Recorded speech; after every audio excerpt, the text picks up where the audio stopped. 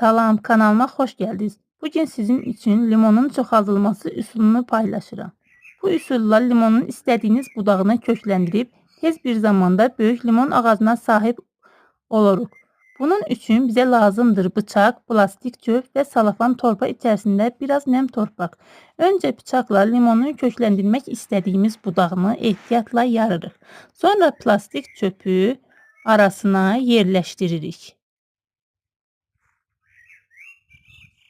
Plastik çöp onun üçün lazımdır ki, biz salafanı sıxdıqda yardığımız budaq yenidən birləşməsin. Arasına torpaq da olmalıdır ki, kökləndirmə rahat gedə bilsin. Bu üsulla torpağı bərk budağa birləşdirib salafanı bərkidirik. Mümkünsə hava keçməməlidir ki, burada nəm ortam yaransın, yəni şərait yaransın ki, köklənmə gedə bilsin.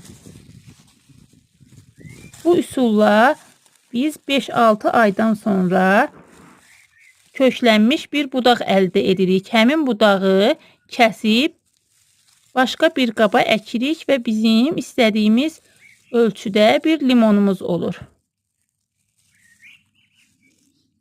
Bu qələmləmək üsulundansa belə üsul daha tez böyümüş bir limona sahib olursunuz və bu müddət ərzində limonumuzda açan çiçəklər, üstündə meyvələr də biz kəsdikdə yeni limon ağacımızın üstündə olur.